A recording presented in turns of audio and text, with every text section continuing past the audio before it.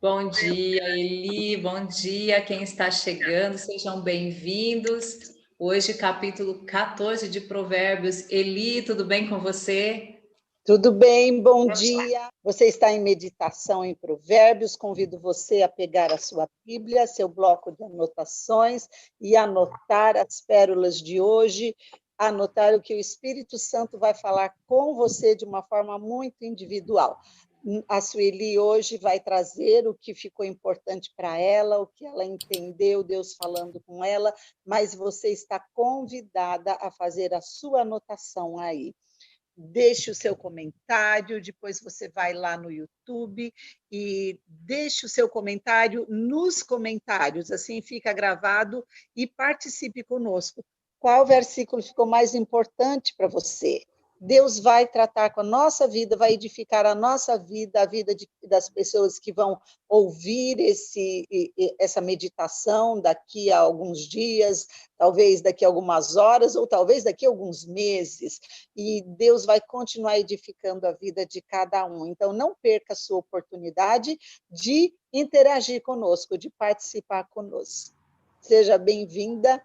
Deus nos abençoe. Vamos orar pedindo a graça de Deus sobre nós?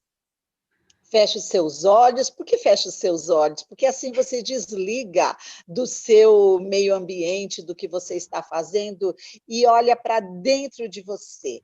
E entenda o Espírito Santo dentro de você, falando com você. Querido Deus, em nome de Jesus, te damos graças pela noite que o Senhor nos deu, porque o Senhor tem nos surpreendido todas as nossas necessidades de agasalho, e o Senhor tem tratado da nossa alimentação e de cada uma das nossas necessidades tem sido o teu cuidado sobre nós. Nós te agradecemos, receba a nossa gratidão. Te agradecemos porque o Senhor preparou esse alimento espiritual, esse banquete para cada uma de nós nesta manhã. Nós queremos usufruir, queremos entender, queremos aproveitar cada palavra, cada detalhe, que o teu Santo Espírito tenha liberdade de deixar muito claro dentro do nosso entendimento o que o Senhor deseja falar conosco nesta hora. Em nome de Jesus. Espírito Santo, você é bem-vindo na nossa vida. Fala conosco. Amém. Amém. Boa meditação. Deus abençoe a todos. Amém, Eli, amém. Seja muito bem-vindo, você que está nos acompanhando e você que está chegando agora para ver, para compartilhar, para assistir esse vídeo. Você seja muito bem-vindo e seja abençoado em nome de Jesus Cristo, com a palavra de Deus. A palavra de Deus sempre nos abençoa, nos renova, nos nutre, traz o pão para nos alimentar. Nós estamos no capítulo 14 de Provérbios e tem aqui alguns versículos, tem um tema bem importante que me chamou muito a atenção, mas eu quero fazer uma introdução de alguns pontos importantes também, que eu anotei aqui para a gente conversar. Ele começa dizendo: toda mulher sábia edifica sua casa, a insensata, porém, com as mãos a derruba. Nós temos falado muito de sabedoria, porque é o que nós estamos fazendo. Deus tem nos dado essa oportunidade de buscarmos sabedoria. E o oposto da sabedoria é a tolice, é a insensatez. E aqui está dizendo sobre a mulher sábia. A mulher sábia, ela edifica, ela constrói. A mulher tola, a insensata, ela destrói, ela derruba. E diz que com as mãos. Por que as mãos? Porque é com as mãos que nós fazemos, né? Com as mãos é que nós, quando nós colocamos as nossas mãos em algo, é que você vai fazendo, você vai dando forma, você vai construindo. Um construtor de uma casa, os seus ajudantes, os pedreiros, eles colocam a mão na massa, né, para construir. Você vai fazer um pão, eu admiro quem consegue fazer pão. né? E você vai amassando aquilo, você vai mexendo com as mãos até dar aquela forma de um pão. Você vai fazer uma pintura, é com as suas mãos que você vai ali com o pincel, você vai escrever, você vai, enfim, né, costurar, você vai, qualquer trabalho que você vai fazer, inclui as suas mãos. Você está construindo um jardim, né? Pensa num jardim. E quando a gente fala de casa, de arrumar a casa, de preparar a casa, preparar a mesa, nós usamos as nossas mãos.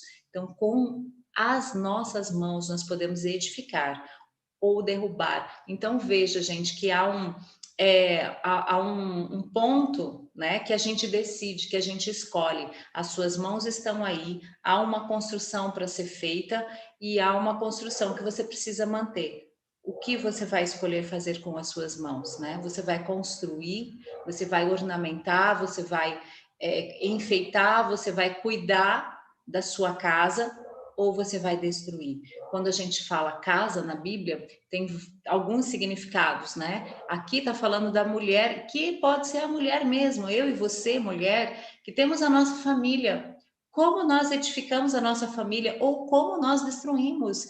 Uma mulher que ela levanta mal-humorada, que ela está desanimada, ou que às vezes ela está sofrendo de depressão, como a casa dela sofre, como a família sofre, né? Às vezes fica ali uma casa mal arrumada, coisas que não se organizam, os filhos ficam de qualquer jeito.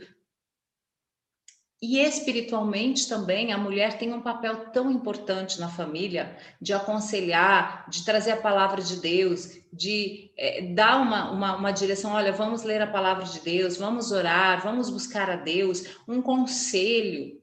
Então, o papel da mulher, gente, é muito importante dentro de uma casa, mas a gente também entende casa como eu e você, templo de Deus. Casa espiritual. Hebreus fala que Deus constrói, que Jesus constrói uma casa para Deus, que ele edifica a casa, e essa casa somos nós. Então, ele é o nosso construtor para Deus habitar. Olha que coisa linda. Ele veio, morreu por nós, e veja que ele veio como homem, né? E aí a gente pode conectar isso com as mãos, que é o fazer. Jesus veio aqui, ele fez, ele cumpriu a sua missão.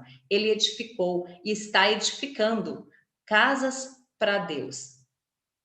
Então, a casa, ela tem, a gente pode pensar em tudo isso, né? E depois, o outro versículo também que me chama a atenção aqui é o 4. Onde não há bois, o celeiro fica vazio, mas pela força do boi, há fartura de colheitas.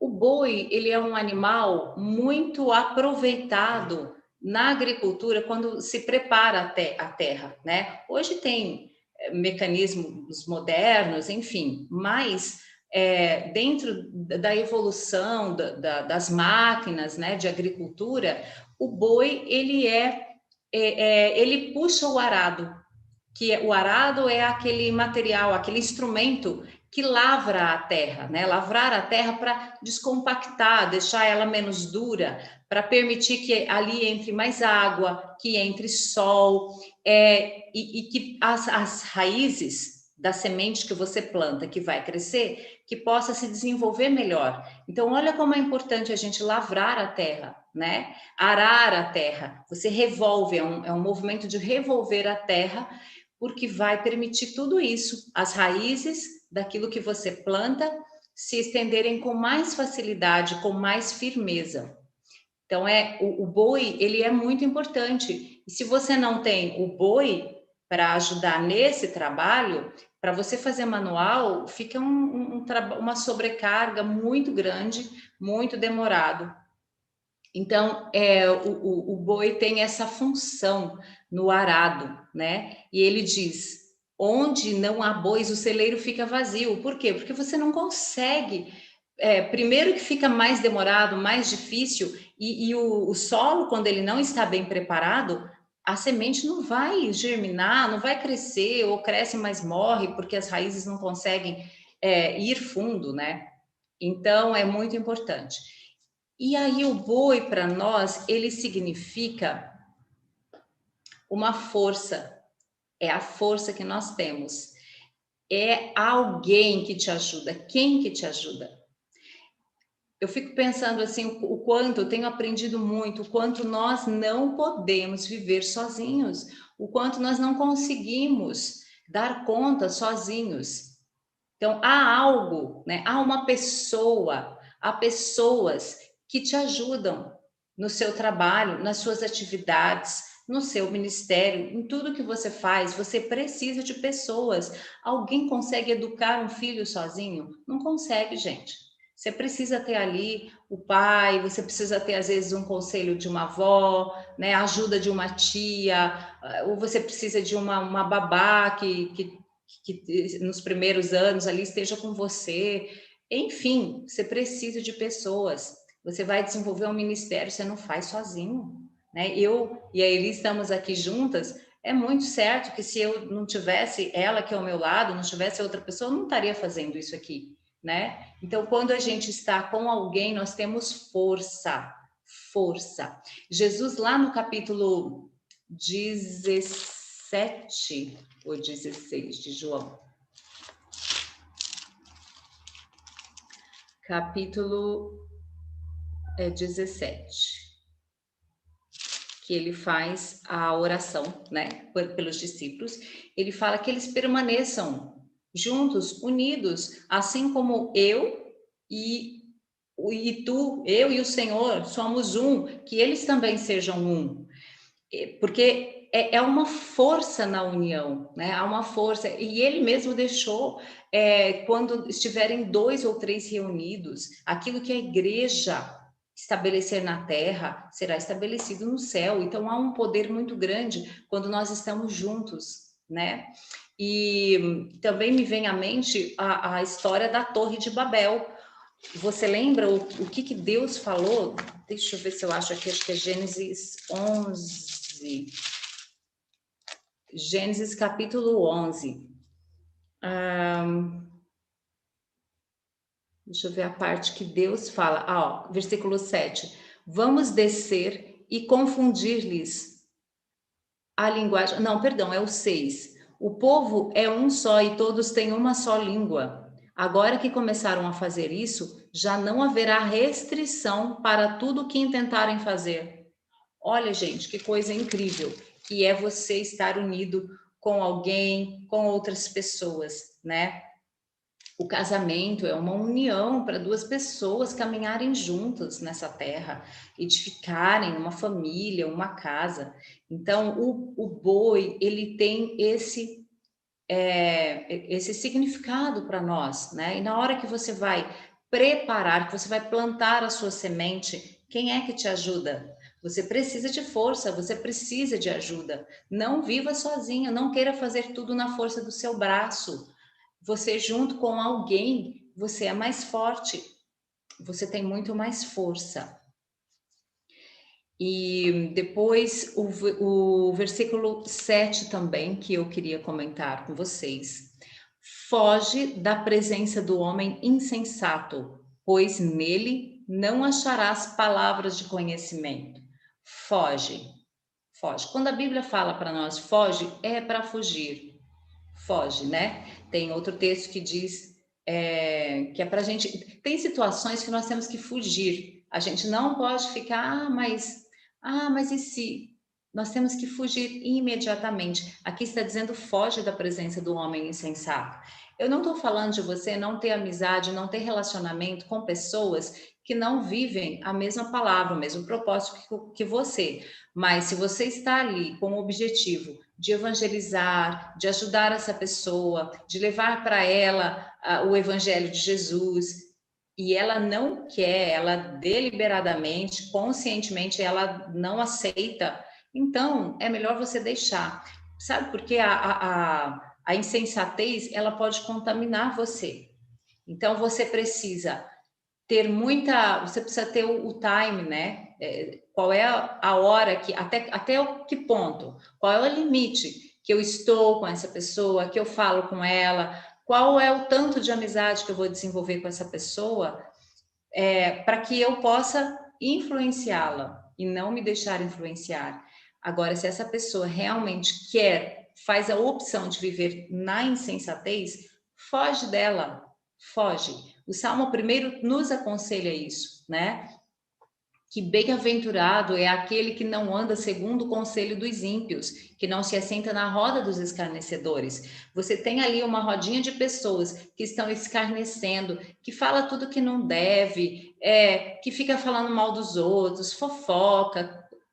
Foge disso, vamos fugir, porque isso não nos acrescenta. Se você ficar ali, eles não vão te ouvir, que tem gente que é assim, que a gente fala a palavra de Deus e ela, não queremos. Então, esse tipo de posicionamento, é melhor você se afastar, porque a palavra de Deus diz, bem-aventurado aquele que não está junto com essa pessoa, aquele que não anda nesses caminhos. E não é a pessoa em si, né? Mas é essa atitude que ela tem, essa escolha que ela faz de viver dessa maneira que pode nos arrastar para isso. Então, devemos ter cuidado, estar sempre atentos, pedir. Eu vejo que a gente tem aprendido aqui em Provérbios sobre o discernimento espiritual. Isso é um dos pontos fortes que tem ficado para mim, porque o discernimento nos ajuda a agirmos com sabedoria, né? Então, numa situação assim, de relacionamento, você precisa ter discernimento. Olha, peraí, agora acho que é hora de eu me afastar um pouco, né? Depois, o versículo 9. A culpa zomba dos insensatos, mas os que são corretos têm o favor de Deus. Tem outras versões que fala que aqueles que não confessam pecados, que não querem, que não veem importância em confessar pecados, né? A culpa e a falta de você confessar pecados, ela zomba dos insensatos. Então, se você tiver alguma culpa, em nome de Jesus Cristo, se livre disso. A culpa, ela assim, você inutiliza o sacrifício de Jesus Cristo. Porque você reconhece o seu pecado, você pede perdão. Primeiro você tem que reconhecer, né, que todos pecamos, que nós precisamos estar sempre avaliando, pedindo, Senhor, sonda o meu coração, vê se há algum caminho mau. Confessarmos, Senhor, está aqui, me perdoa, em nome de Jesus. Nós temos livre acesso, né? Hebreus fala que o caminho está aberto, que nós precisamos ter ousadia para entrar na presença de Deus pelo sangue de Cristo, porque ele já morreu pelos nossos pecados. Não há nenhum motivo para a gente não confessar e, pior, ficar carregando culpa. Então, você confessa o pecado, continua com culpa, você não está crendo no poder de perdão. Você não está crendo no sacrifício de Jesus. Então, muito cuidado, porque você vive na culpa, ela fica zombando de você. Ela é um espírito, né? Que fica rindo da sua cara. Não podemos. Você percebeu que algo que você já resolveu você fica ali remoendo, se sentindo culpado ainda? Peça a Deus para te livrar disso, se coloque diante dele, em nome de Jesus, e peça ao Espírito Santo para te limpar de toda a culpa, para que você não seja insensato. Então, sabedoria, gente, a mulher edificar a sua casa, nós estarmos aceitando, acolhendo a ajuda dos outros, das pessoas, daqueles que estão conosco, nós não nos assentarmos em rodinhas, em amizades, que são pessoas que não querem saber de Deus, e não querem, escarnecem, né? Não é que não querem saber de Deus, mas pessoas que elas optam por esse estilo de vida totalmente fora da palavra de Deus, não viver em culpa. E aí, o versículo 15 também, que fala do homem simples, que ele acredita em tudo, mas o prudente presta atenção em seus passos. Simples aqui não é a simplicidade que Jesus nos ensina. O simples aqui quer dizer inexperiente, sabe, muito inocente. E aí você acredita em tudo, e isso pode ser um tropeço para você. Então, se você é inexperiente, peça conselho a alguém, né? Peça conselho.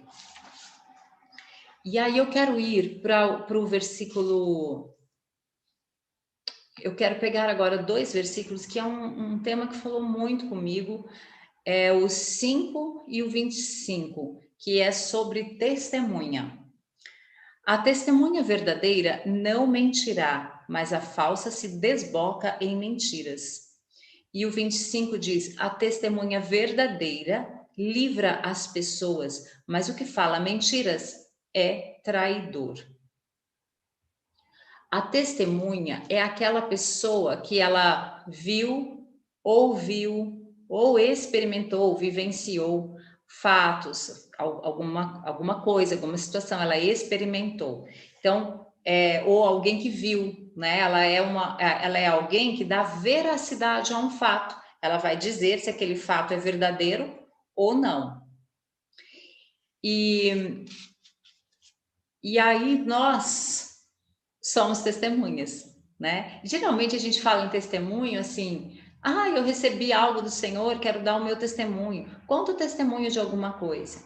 Ok, isso é o testemunho. Você recebe algo de Deus, então você vai testemunhar, você vai dizer, olha, eu estava assim, nessa situação, e eu orei, Deus me concedeu, Deus ouviu a minha oração, eu estou muito feliz, agradeço a Deus, venho testemunhar do que Deus fez na minha vida, né? Mas testemunho na palavra de Deus quer dizer muito mais, muito mais. E testemunha verdadeira que ele fala, né? O quanto será que nós somos verdadeiros daquilo que nós temos visto e ouvido? Não só para com as pessoas. Às vezes você é chamado para responder, né? Um questionamento, alguém te pergunta alguma coisa e você não quer nem responder, porque às vezes se compromete, você vai ficar de um lado e de outro, então você se esquiva. Nós precisamos ter cuidado com isso.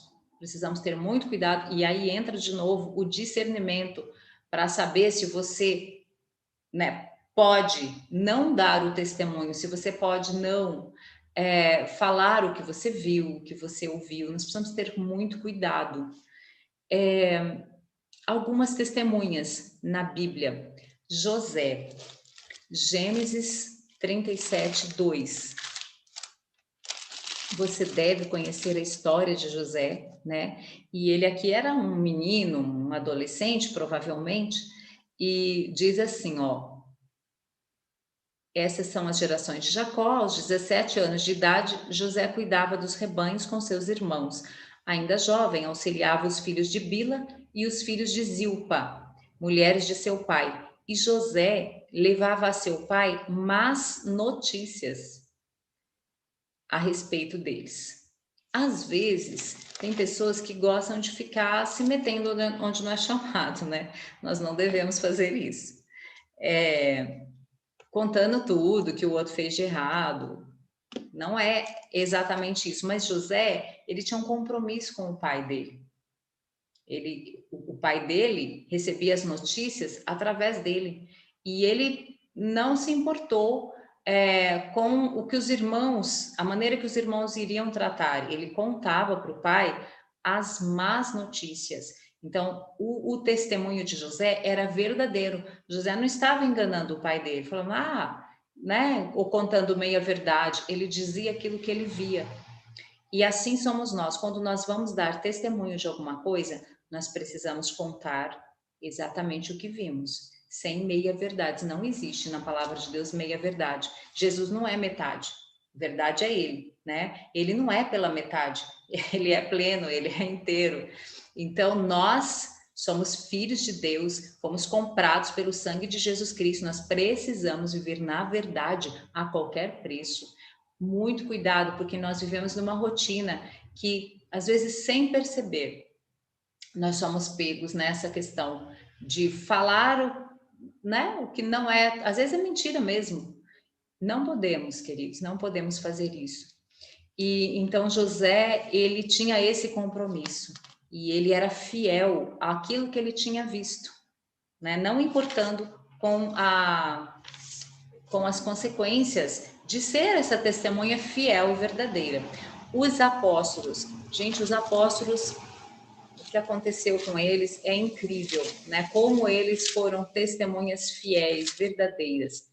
Atos capítulo 5, versículos 29 a 32. Aqui tem um episódio em que Pedro e os apóstolos eles foram para a prisão, e aí aparece um anjo e tira eles de lá.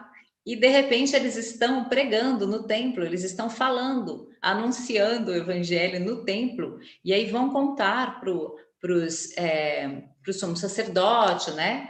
Para o sinédrio, e eles interrogam os apóstolos, e aí no 29 Pedro responde: é mais importante obedecer a Deus que aos homens.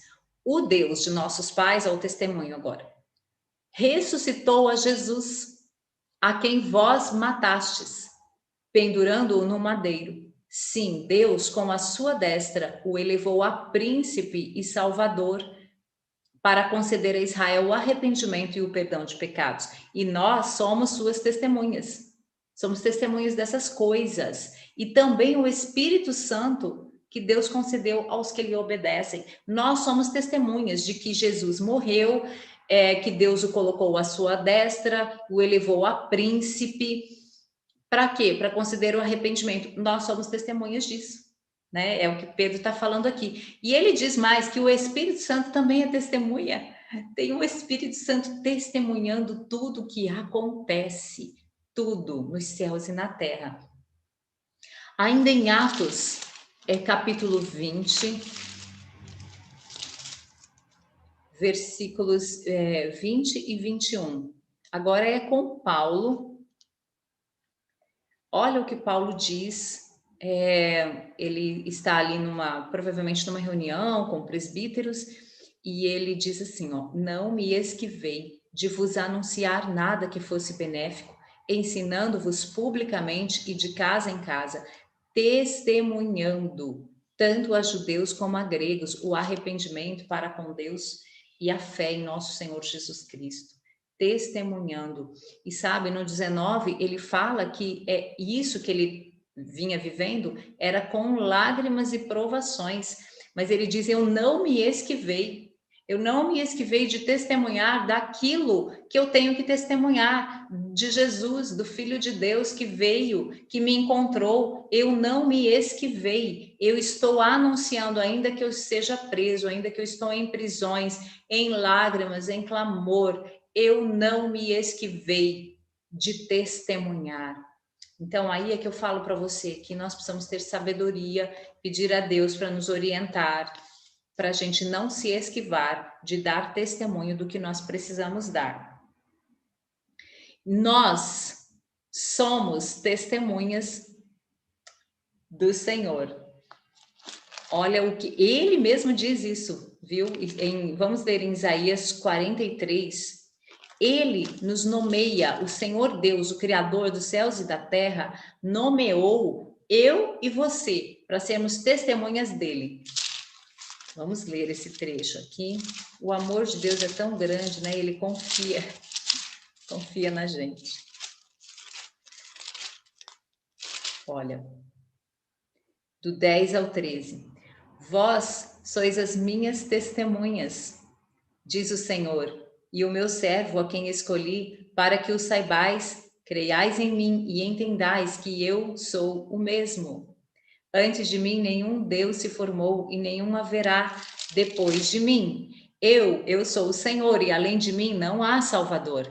Eu anunciei, salvei e mostrei. Não foi Deus estrangeiro entre vós que o fez. Portanto, sois minhas testemunhas de que eu sou Deus, diz o Senhor.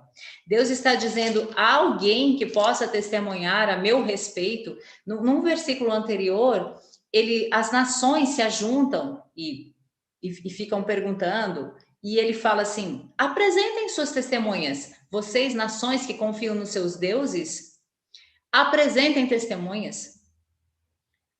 Cadê as testemunhas dos seus deuses? Cadê os feitos dos seus deuses? E ele nos diz aqui: olha, vocês são as minhas testemunhas de que eu anunciei, de que eu salvei, de que eu sou Deus, desde toda a eternidade eu sou. Anunciar as obras do Senhor. Quantas coisas o povo de Israel viu, experimentou, eles eram testemunhas. A saída do Egito, todos os milagres que aconteceram, o sustento no deserto, a entrada na terra prometida, quantos feitos, quantas obras de Deus, quantos milagres, quanto cuidado. E Deus fala: olha, vocês são testemunhas de que eu fiz isso por vocês. Eu fiz e continuo fazendo, não há outro Deus. Vocês estão vendo, vocês viram. E aí, eu e você temos correspondido a esse chamado? Será que o que Deus está dizendo aqui, olha, vocês são minhas testemunhas, pode se aplicar a nós? Deus tem feito maravilhas na nossa vida, é verdade. É verdade, Deus é um Deus de amor, Deus é um Deus grandioso, é um Deus que tem nos salvado, é um Deus que tem nos sustentado. E será que nós temos correspondido a essa palavra? Vocês são minhas testemunhas. O que é que nós temos falado a respeito do nosso Deus? Quando nós testemunhamos das obras de Deus, quando nós testemunhamos do Evangelho de Jesus, nós livramos as pessoas da morte, livramos as pessoas de situações difíceis, trazemos livramento, é o que está dizendo o Provérbios. Então, testemunhar é ser sábio, é agir com sabedoria, quando nós testemunhamos a verdade. E Jesus também, ele disse lá em Marcos, né? Ide, pregai o evangelho. Vocês vão contar, vocês vão anunciar aquilo que vocês têm vivido, ele falou para os discípulos. Aquilo que vocês têm aprendido de mim, vocês vão anunciar. Em Atos, capítulo 1, versículo 8, um trecho bastante conhecido, que fala isso daí. Jesus, né, já antes de subir ao céu, capítulo 1, versículo 8. Mas recebereis poder quando o Espírito Santo descer sobre vós, e sereis minhas testemunhas em Jerusalém, na Judeia, na Samaria, ou seja, aonde você for, testemunha de Jesus, do que ele fez por nós. O que é que os discípulos tinham visto? O que é que eles tinham vivido? Eles tinham visto os milagres de Jesus, eles tinham aprendido com Jesus, eles tinham visto a morte de Jesus, eles tinham visto a ressurreição de Jesus. Eu e você temos vivido tudo isso. Então, nós também precisamos, esse texto é para nós, para sermos testemunhas dele. Embora muitas pessoas não aceitem a verdade, mas nós precisamos testemunhar. Nossa, eu estou vendo a hora aqui, mas eu já vou caminhar para o encerramento. Jesus é a fiel testemunha. Lá em Apocalipse 1:5, quando ele se apresenta para João, ele diz, eu sou o Alfa, o Ômega, 1:5. Da parte de Jesus Cristo, o primogênito dos mortos, príncipe dos reis da terra, que é a fiel testemunha. Jesus foi fiel. Jesus veio testemunhar de Deus. O que ele falou para os discípulos? Eu não vim falar de mim mesmo, eu vim falar do meu Pai. Vim falar daquilo que eu tenho vivido, o que ele viveu no céu, o que ele conhecia, o que ele experimentava no céu, é o que ele veio fazer aqui na terra, é o que ele veio trazer para nós. E aí, outro ponto aqui nessa parte de testemunhas é que as obras que Jesus falando, né? As obras que realizo dão testemunho de que o Pai me enviou. E as nossas obras, será que estão dando testemunho? Porque às vezes a gente não fala, mas nós testemunhamos com a nossa vida e com as nossas atitudes. Nós estamos aqui buscando sabedoria porque nós queremos agir dessa forma, né? Então, mudar as nossas atitudes, mudar, não sermos insensatos, mas agirmos com sabedoria, o que falar, o que nós estamos falando, o que nós estamos fazendo, como nós estamos nos portando, tudo que nós temos aprendido aqui em Provérbios, nós estamos buscando a sabedoria. Isso se transforma em obras, isso vem trazer para a nossa vida as pessoas olham para nós e elas veem diferença, elas veem um posicionamento diferente. E dessa maneira, gente, nós buscando, enquanto a gente está se alimentando dessa sabedoria, trazendo sabedoria, nós vamos poder pregar com a nossa vida. Aonde nós estivermos, com uma atitude sábia, a gente está testemunhando, glória a Deus, né? A gente está testemunhando dele. Então, tudo isso aqui que você está anotando, que nós estamos falando, são atitudes, são questões, são pontos que nós precisamos colocar em prática para que a gente seja testemunha verdadeira do Senhor Jesus. Então, agindo com sabedoria, olha que importante isso. Quando nós agimos com sabedoria, nós somos testemunhas de Deus, testemunhas de Jesus Cristo. Como é importante nós abraçarmos mesmo isso que estamos fazendo aqui, isso que estamos buscando. E para encerrar, gente, Deus dá testemunho de nós. Deus dá testemunho de mim e de você. Hebreus 11, 4. Nossa, e gente, isso aqui é tão lindo, né? Deus testemunhar a meu respeito. O que será que Deus pode falar? Porque Ele é verdadeiro, né? Ele é uma testemunha verdadeira. Diz assim: pela fé, Abel ofereceu a Deus sacrifício superior ao de Caim, por meio do qual foi aprovado como justo, dando Deus testemunho das suas ofertas.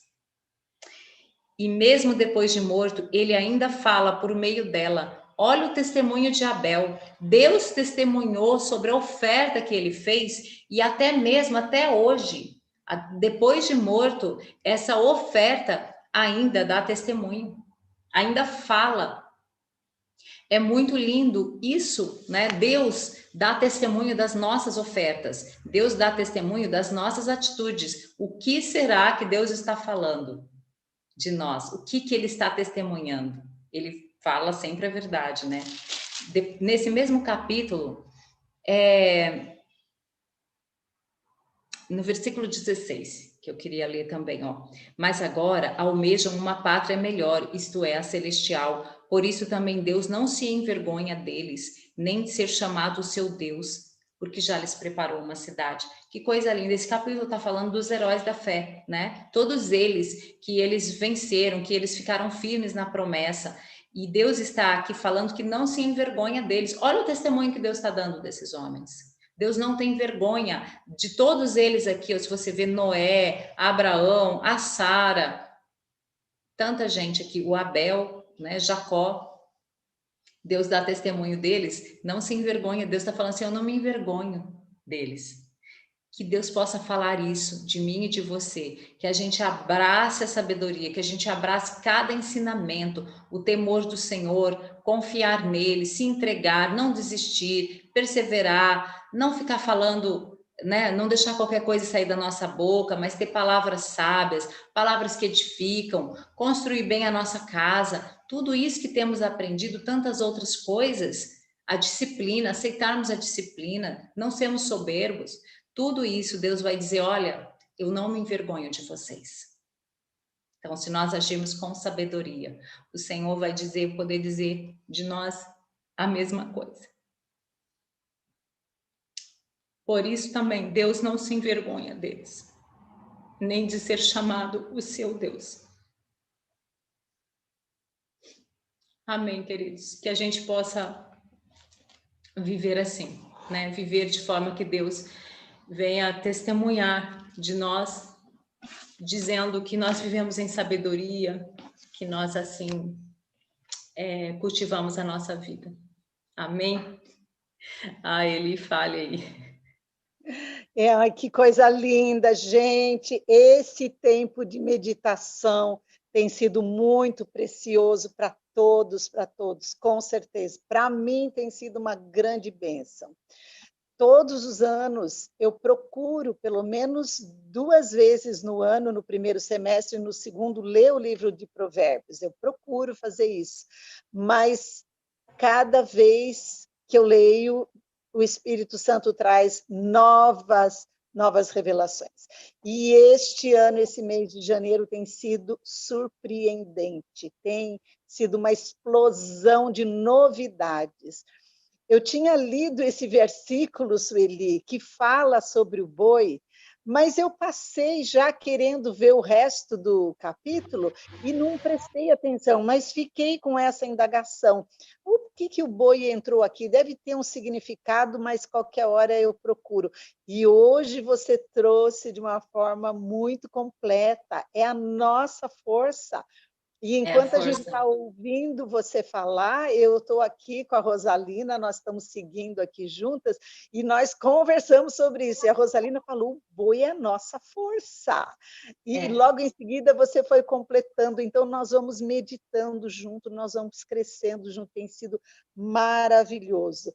Essa última explanação que você fez sobre testemunha fiel e Deus ser a nossa testemunha, eu nunca tinha imaginado a importância disso, nunca tinha me detido para pensar nessa importância de que Deus é testemunha das nossas atitudes, e nossas obras testemunham a nosso respeito. Gente, um dia nós vamos estar face a face com Deus. Eu sonho com esse dia, que nós seremos amém. plenos diante de Deus e Amém. nossas obras, nossas atitudes estarão lá falando de nós, falando.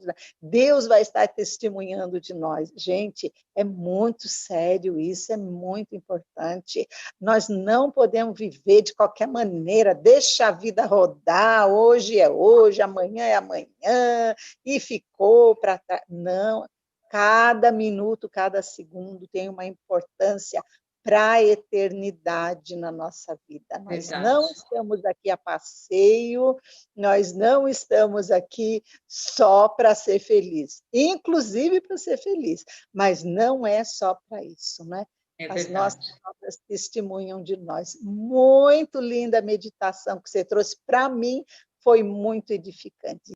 E eu convido você que está aí nos ouvindo, talvez em outro momento, ou em outro dia até, entra ali nos comentários, deixe o seu comentário, que com certeza vai completar, vai edificar a nossa vida também. Por favor, você deixe o seu like e compartilhe esse vídeo com alguém que você gostaria de ver crescendo em sabedoria.